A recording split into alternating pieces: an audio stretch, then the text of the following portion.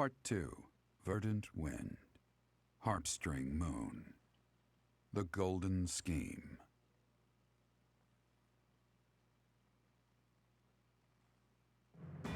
Claude leverages his victory at the Battle of Gronder to secure reinforcements from Alliance lords. Meanwhile, the Imperial Army continues to tighten its defenses at Fort Mercius in anticipation of an attack on the Imperial capital.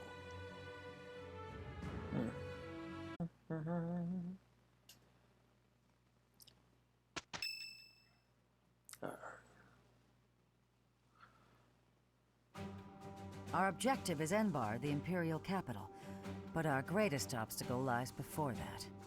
And what's that? Fort Mercius. If we can't pass through, we won't be able to reach Enbar. Fort Mercius, the impregnable fortress, or so it's called.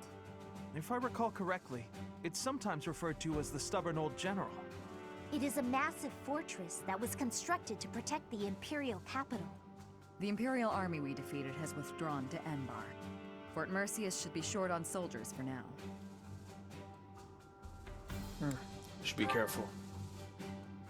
It would be best to take it before enemy reinforcements arrive.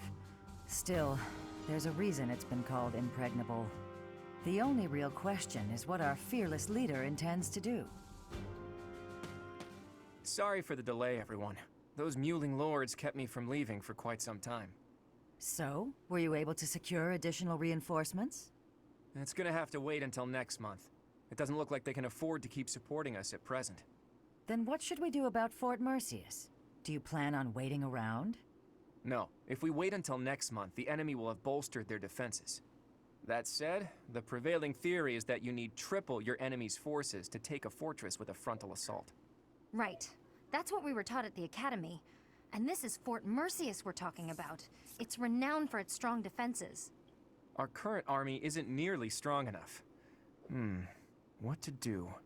Whatever you do, just don't ask us to scale those huge walls. We'd end up dead when they hurl rocks down at us. Yeah, no thanks. If only someone would open up the gates for us from the inside.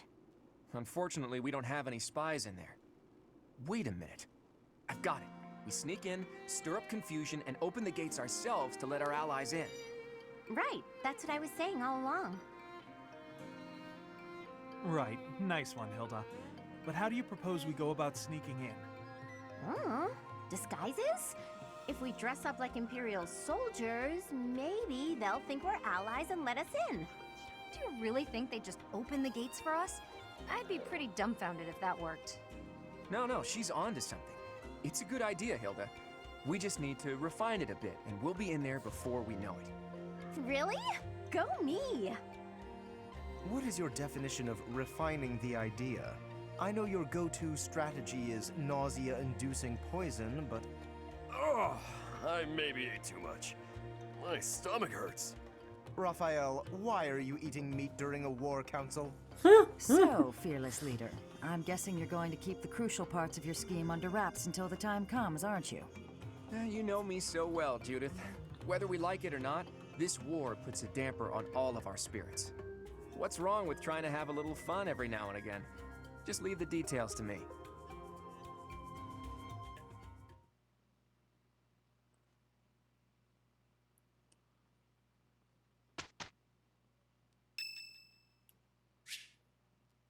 Oh.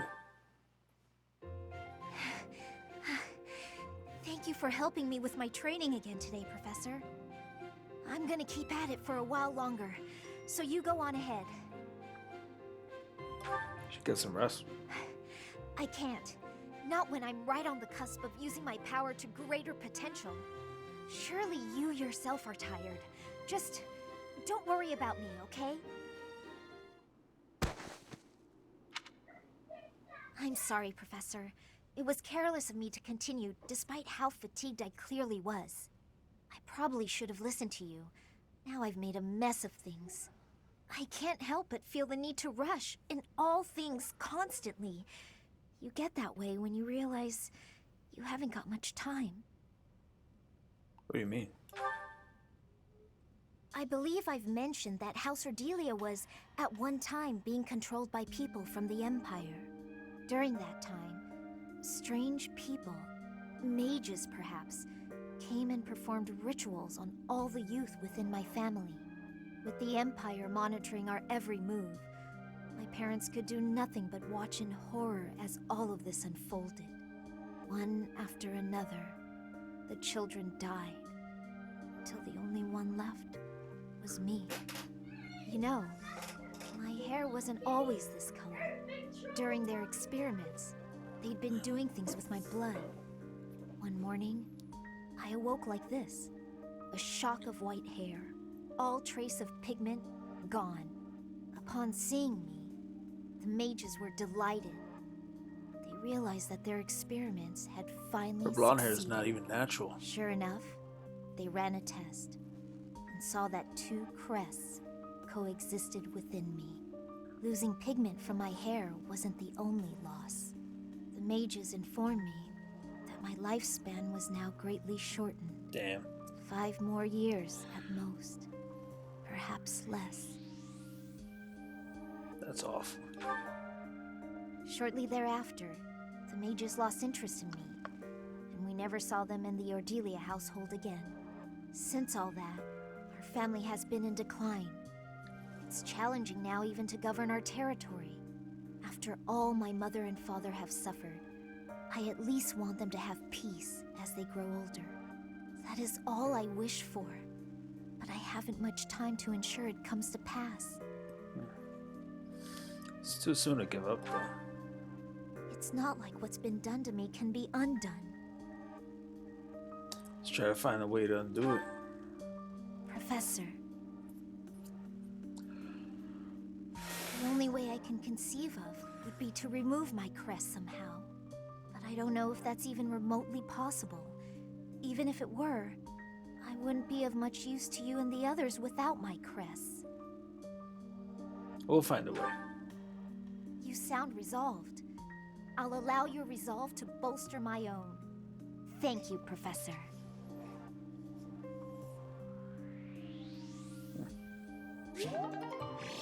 Nice.